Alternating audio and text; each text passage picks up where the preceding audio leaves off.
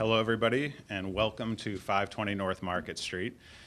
Today is the last day as a county-owned county administration building. I think sometime today it officially switches over to 520 North Market Street Apartments LLC is the owner of this property. So what has been a long time coming from our perspective, somebody just told me this went fast, and I was like, fast?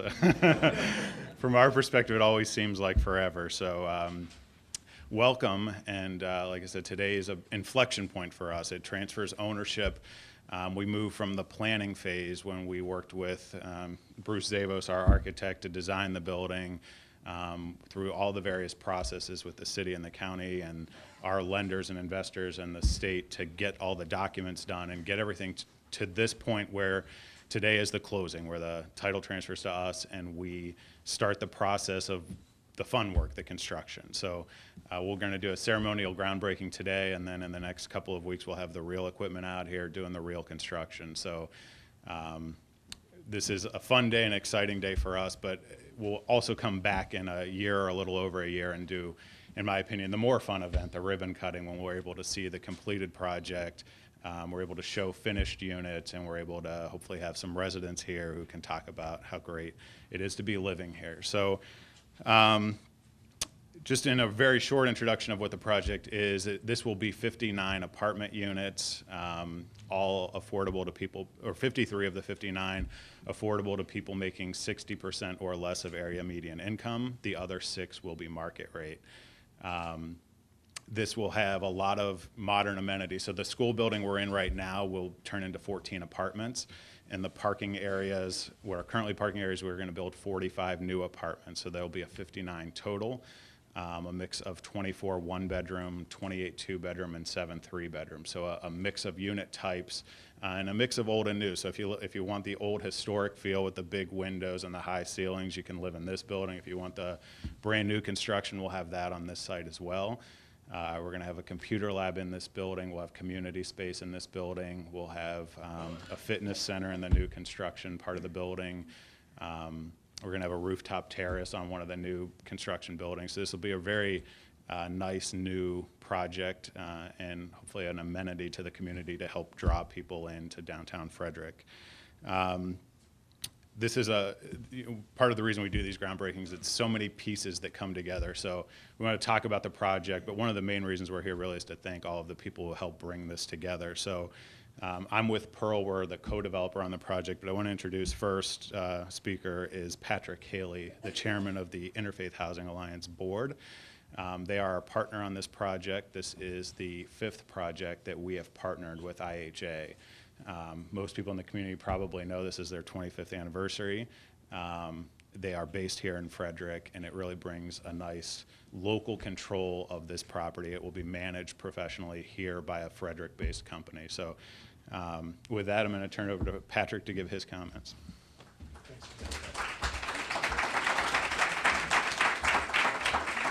Good afternoon. CJ, thank you for the introduction. My name is Patrick Haley, and it is my pleasure to be speaking today as chairman of the board of Interfaith Housing.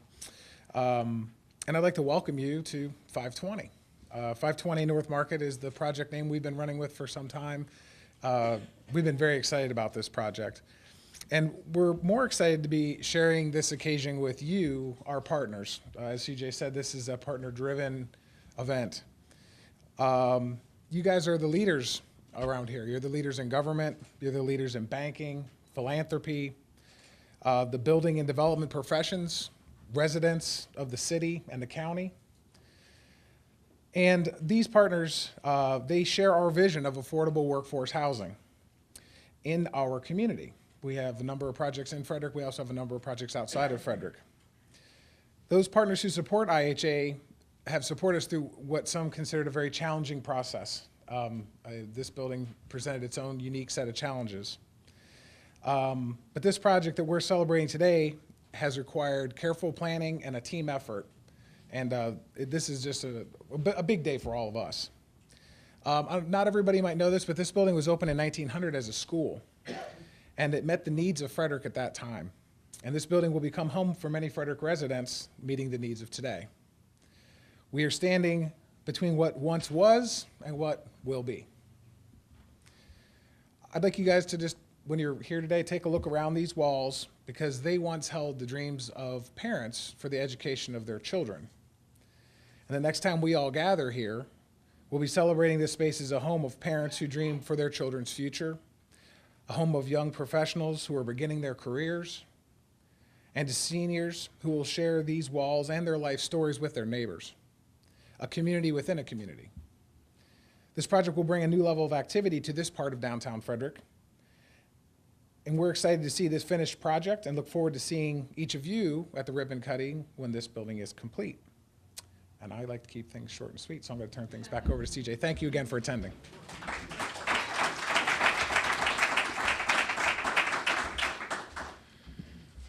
So affordable housing is a messy development process. So some people in the industry, I know Brian from Bank of America and CDA know this, and it's always a challenge. It's always bringing a lot of different pieces together to get debt and equity and get everything you need lined up to make a project like this happen.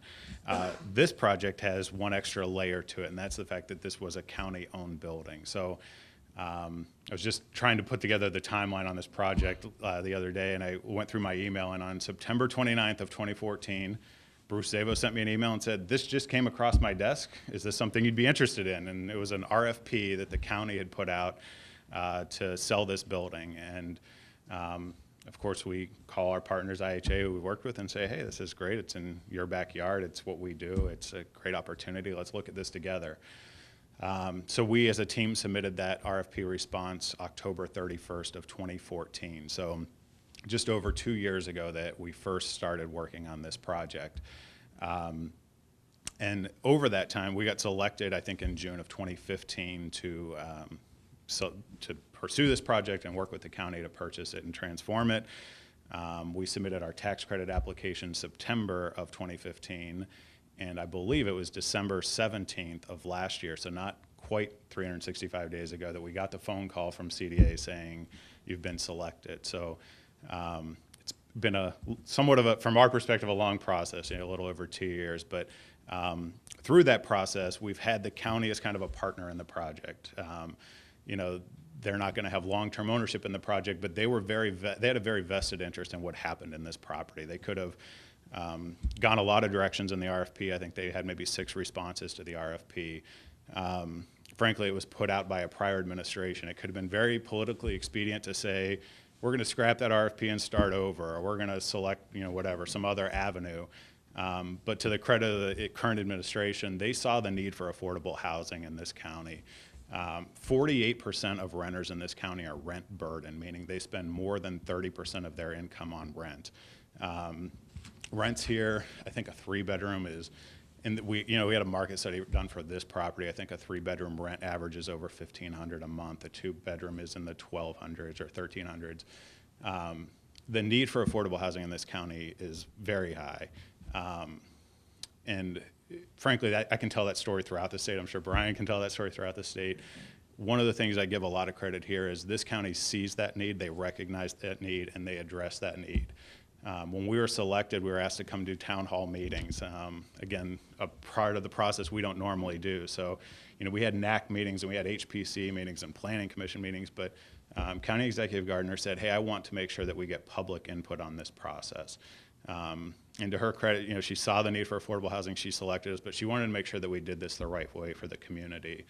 And at the time, I wouldn't have thanked her for it, but I thank her now for helping us get that guidance. Again, frankly, you never know how those kind of meetings go, and they had their ups and downs even when we were having ours, but this project is better for having gone through that process. I can tell you some very specific changes we made to this project architecturally and in the design that was the direct result of public comments we got at those town hall meetings and NAC meetings and through different public forums where we talked about this project and got very specific input on how to make it better. And like I said, there's some very specific things, including probably the most substantial. We added some additional parking. We bought some adjacent parcels back here to add some parking that I know is a big concern to the community. So like I said, it's always a complicated process doing affordable housing, but it's great when you have a partner like Frederick County and the leadership they have shown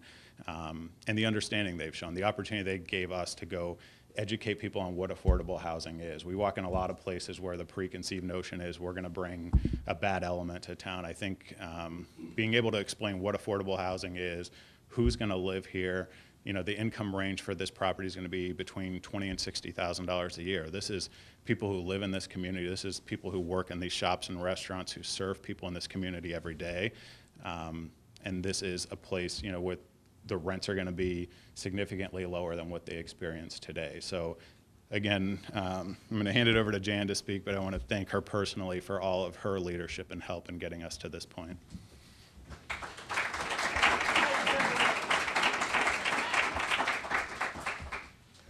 Thank you.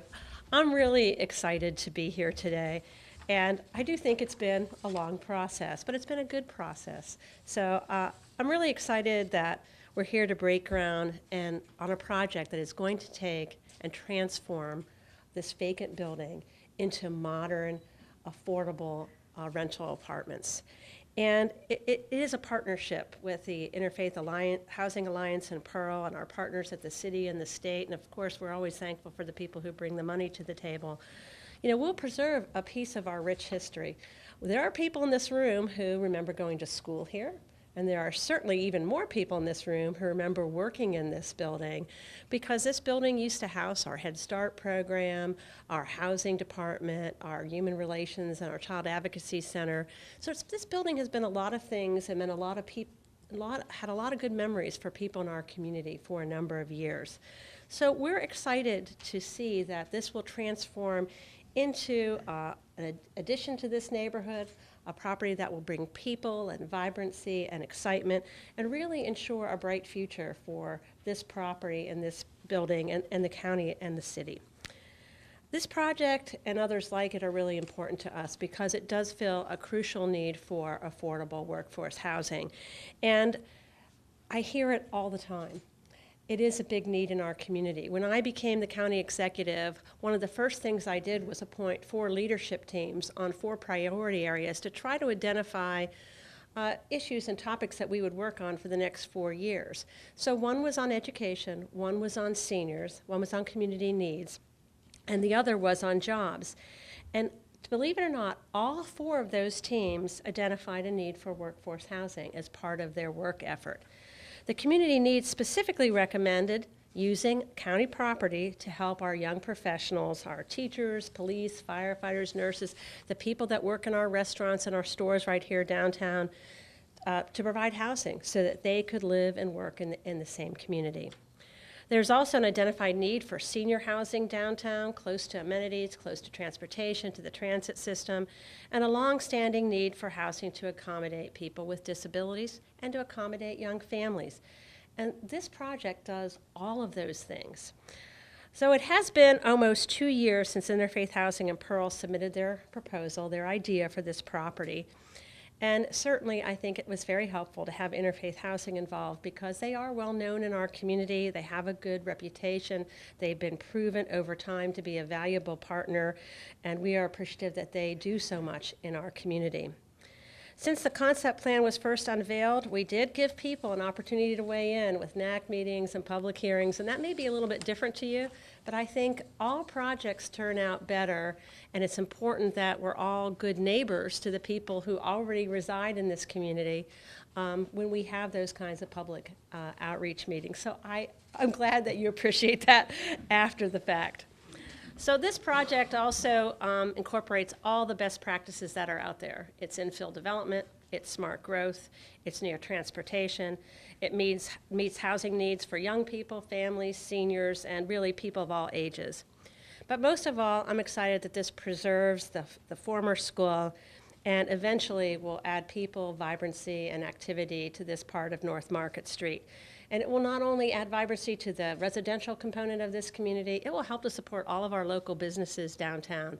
This is really very walkable, accessible to public transit, and it's really just the kind of project that we want to be involved in and that we want to support. So I want to thank each of you for the respective roles you've played in this project. I've been very happy to be part of it personally and to have the county be part of it. And I look forward to coming back and seeing it when it's completed. Thank you very much.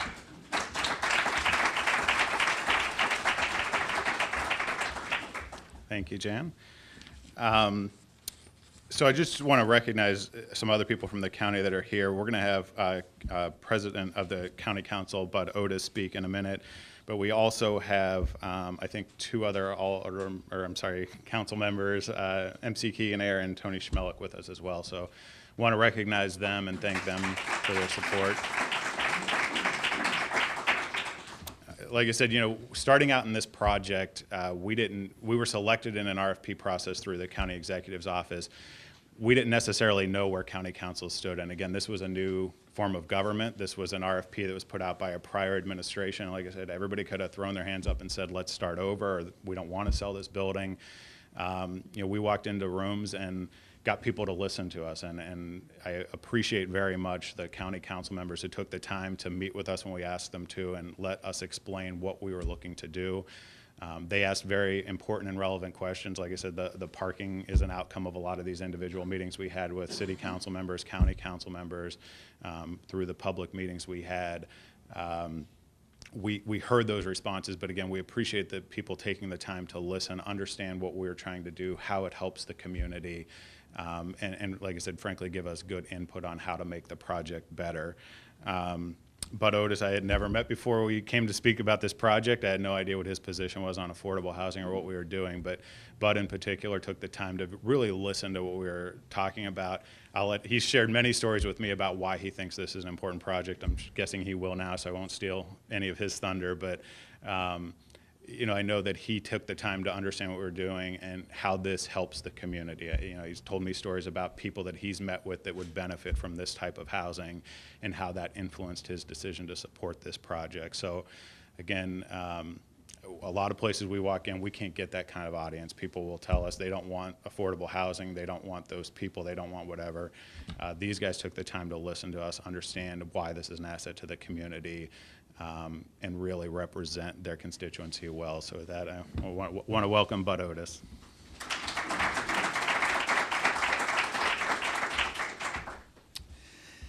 In a prior life, I was quite active in my church, and so when we talk about these types of organizations, the 501c3s in our community, it touches a special spot in my heart. I have a passion for poor people. I really do. I think that we as a society, we have an obligation, and we need to step up to the plate. I have had two short things I want to tell you.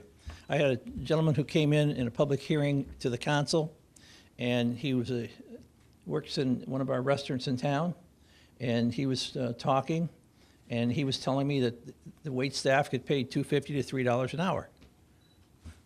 I never heard that before. If you don't leave a tip, they don't make any money.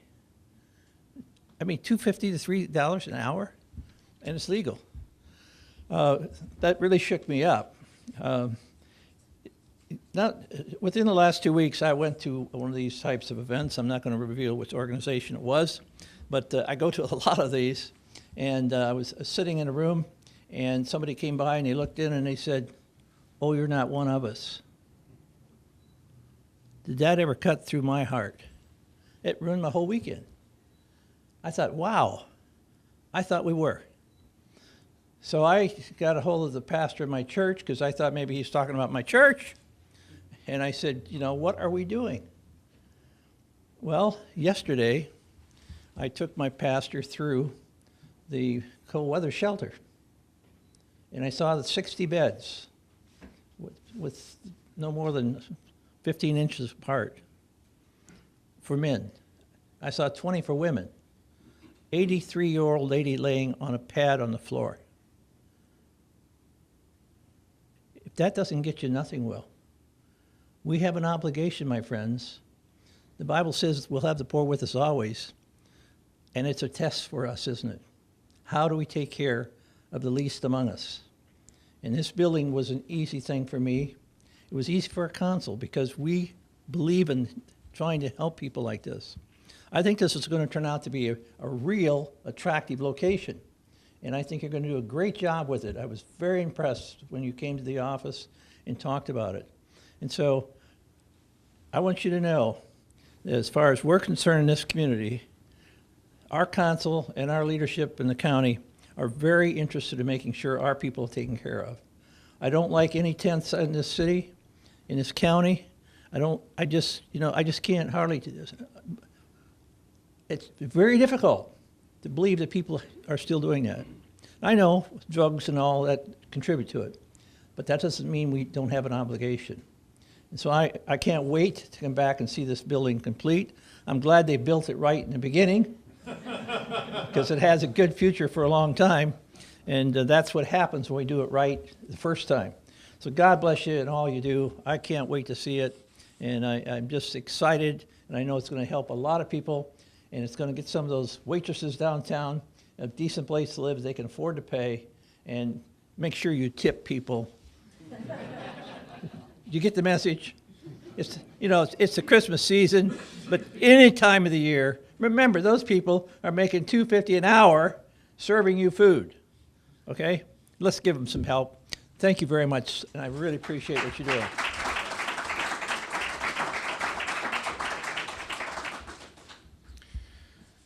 Thank you to Bud. And the next speaker on our list is Mayor Randy McClement. And again, I've been kind of talking about it in terms of the county, as they were the ones that did the RFP and we worked with originally on the project. But we also went through, this property actually sits in the city of Frederick. So in a lot of ways, we're dealing with the county on one side, more as the current owner of the property helping us educate.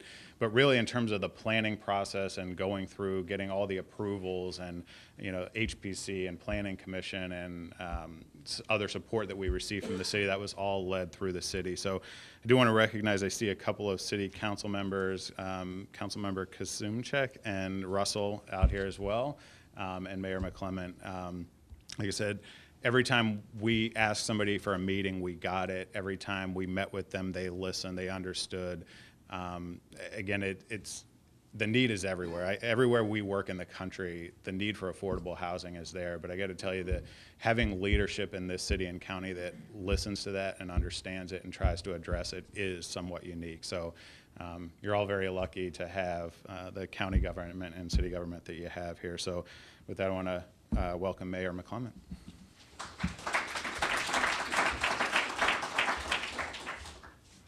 Good afternoon, everyone. This is a very, very exciting day. I think everybody has said everything that needs to be said, and I'm not going to say it again. But the affordable housing is absolutely something that's necessary. This is a great location for that. I believe this is going to spark not only the city of Frederick, but this part of our downtown. We've always continued to try to find ways to move people and businesses and everything up this direction. We're doing a good job with it, but you guys are going to make the spark that not only moves people up here, but also houses people up here. So we do know that we are, the city is well known for its small shops and restaurants. As I always said, if you come to the city of Frederick and can't find something to eat, something's wrong with you. But again, we always look for housing for that part of our service groups, and this is going to provide that. We're very, very happy and very, very excited about this. We want to thank CJ and all of you guys and Interfaith Housing for what you've done to get us here. Can't wait to see what this final product looks like and get it filled up and get people in here.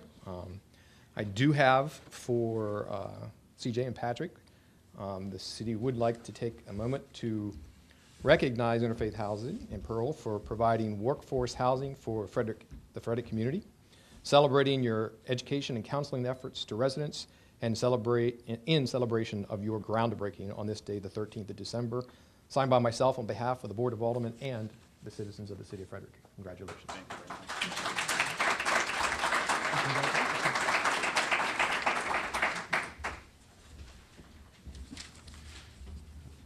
Thank you, Mayor. Going back in time to when this project was going through the process and we got selected by the county and the RFP process, I remember some of the early conversations we had right when the RFP selection was done, and they said, can you guys really do this? Is this real? Can you actually get this completed? And our answer was, well, assuming we get the tax credits, yes. And so for those of you that don't know, and that's really the linchpin of all of this. This is about a $20 million project, and it's all, or 75% of the financing of this project comes through a tax credit program administered by the Maryland Department of Housing and Community Development, the Community Development Administration. It is a competitive process. I think when we applied last year, I want to say there were 32 maybe applications, and I want to say 14, I'm looking at Brian, 14 got selected. It's usually less than 50% of the people who apply for these credits get awarded credits. But we knew, again, this is what we do, we knew this site had a very good chance of being competitive for all the reasons we've talked about before in terms of location, proximity to amenities, employment, transportation. We knew that this was going to be a very competitive application for, like I said, what's a very limited resource. So the way the tax credit works in a very short version is the state goes through that application process. They select applications based on a scoring system that gives priority to sites that have all these amenities that we talked about. And we get that credit and we have to basically sell it in the market. It's a incentive for private investment in affordable housing. So we'll also have Bank of America on the agenda. We'll speak after Brian, but they ultimately invested in this project to provide most of the resources needed to develop this project. So in exchange for that, we restrict the rents to people making at or below 60% of area median income. So again, we talked about early on, the range of incomes in this property will be $20,000 to $60,000 a year, which covers a huge percentage of the people that live in this community, especially the ones that work downtown. So we appreciate the partnership we have with CDA. This is our, I think, 8th project what we've done with CDA. And they're kind of in the background a little bit where they get to select who wins, and then they've got the hard process of closing all these projects, reviewing all those applications, picking winners, and then going through the closing process. So we appreciate the help they've given us. We're going to check my email here in a minute. I assume we're closed now. We're closing sometime as we're speaking here. But we appreciate the help with it. We've gotten through the process here with CDA and want to welcome Brian O'Toole.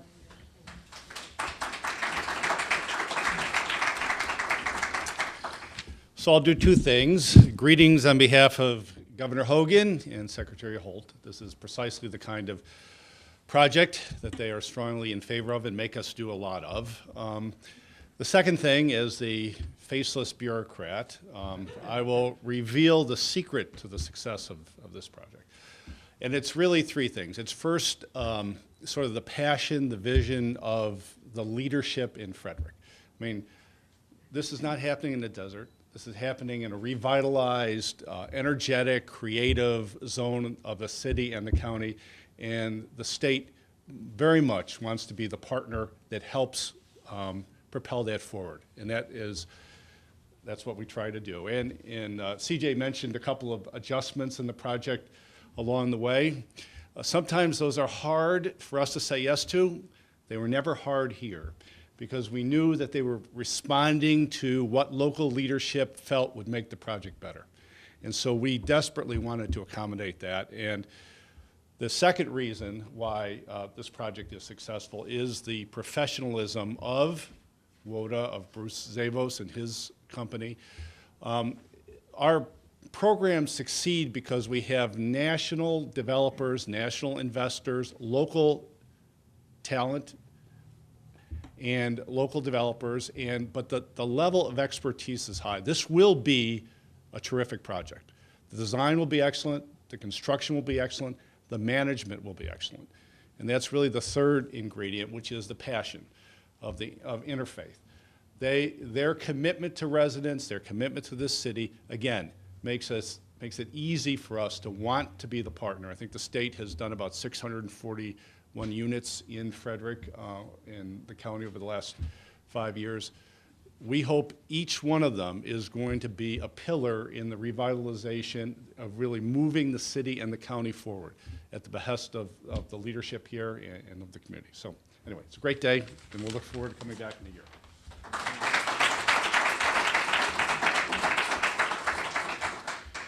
And so as I was describing the tax credit program, again, the state gives us those credits. It's then up to us to go find the partner in the project to help us get it to the finish line. And I describe it as partner. Some people might talk in terms of lender or investor. It's really a true partnership with Bank of America. This is our 5th closing with Bank of America. And they are investing in both the equity and the debt in this project. So they're buying the tax credits. They're also providing a construction loan and permanent loan to this project.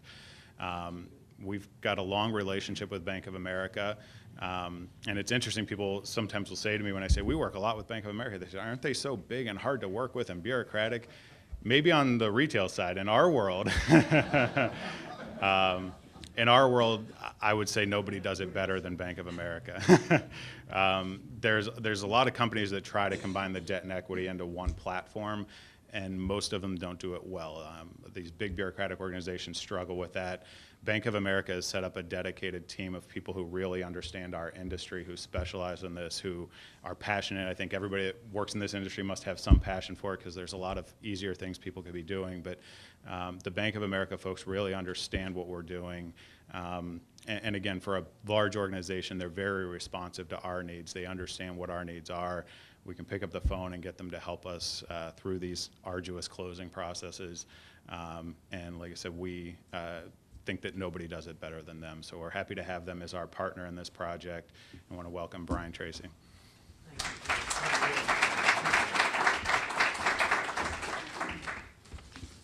Well, good afternoon, everyone. And we are big, obviously, but we like to bring it local as well. And I'm particularly pleased to be involved in the financing of this project because I grew up about 20 minutes from here. Don't know if Frederick's still considered Western Maryland. Back when I was a kid, it was Western Maryland. So it's kind of sort of on the fence these days with the connection to D.C., but I'm very pleased to be here. CJ said I work in Community Development at Bank of America. I manage the corporation's community development lending and tax credit investment programs across the country. So thank you very much for including all of us from Bank of America at today's events. All of us who work in community development at Bank of America are committed to helping build stronger and healthier neighborhoods throughout the state of Maryland. This is one of many transactions that we've financed over the years in the state. And within those neighborhoods here in Maryland, we believe that everyone deserves a safe, comfortable, and affordable place to live, a home. Not just an apartment unit, but a home. And that commitment and our belief are evident here today in Frederick, where Bank of America will be providing $12 million in construction and permanent financing, as well as $14 million in equity through the use of the federal low-income housing tax credit program to help bring this building back to life, as well as build new apartments on this site. So we will be Pearl's and Interface partner.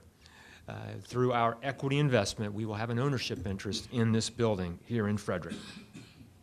Now, this year across the country, Bank of America will extend almost $4 billion in debt and equity financing using the federal housing credit program. And that will help to create and preserve thousands of apartments similar to these nationwide. 520 North Market, though, is a great example of how the tax credit program works to bring together private capital, Bank of America, government, and we heard about the vital role of government from our earlier speakers, and then real estate developers, both for-profit and not-for-profit, to benefit those most in need of housing, while at the same time creating jobs in local communities and, importantly, providing much-needed housing for employees of businesses in those same neighborhoods. Now, I just want to digress very briefly, because I know I'm the last speaker, but we do this all across the country. And I did want to point out that you here in Frederick should take great satisfaction in how you've come together with government, both city and county, and I know across the country that always doesn't click. You've made it work here. The private sector, both for-profit and a not-for-profit, and then bringing in a large global institution like Bank of America with a commitment to affordable housing. Mr. Otis mentioned earlier really the moral argument for affordable housing. It's the right thing to do. And yes, we know that the poor will always be with us, but that doesn't mean we should ignore those who are in need. Because sometimes God needs a little help. He's not going to do it all. And that's where all of you come in. You're making that happen. But at the same time, I think we heard today the economic argument for affordable housing. it's good for business to have people live near where they work, not commuting from 20 and 30 miles away, not having to worry that their child's in daycare or in a school and they're an hour away. So that's not just the moral argument that needs to be made, but there's that economic argument as well. And you should take great satisfaction here in the city and the county of Frederick that you figured that out. Because in a lot of different municipalities and counties across this country, they don't quite get that argument yet. So we're very pleased to bring our $20+ million in capital here to a city and a county that has figured that out. Now, finally, I'd like to recognize the Bank of America associates who made our involvement here possible. Judy Boswell, Miles Carey, Michael Clark, and Sue Morrow. In particular, Miles Carey's here with us today. The team who put together the millions of dollars in financing which will help make this development possible. And then finally, to Pearl and Interfaith Housing, thank you very much for choosing to work with Bank of America as your financial partner. As highly regarded developers, both locally and regionally, property managers, advocates for affordable housing, and we know you have choices, and we're very appreciative you chose to work with us. So thank you very much.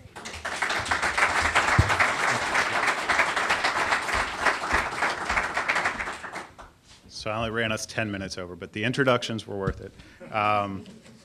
So we have groundbreaking photos. It's cold outside, so there's a photo schedule, I think, kind of hung around the room. And I know we've got some people who help guide those photos, people to the right place at the right time. But we're going to go outside and do the actual groundbreaking and photos, and appreciate everybody coming out. Like I said, this is as much of a thank you to all of you for helping bring this together as it is to put a shovel in the ground. So again, thank you for everybody.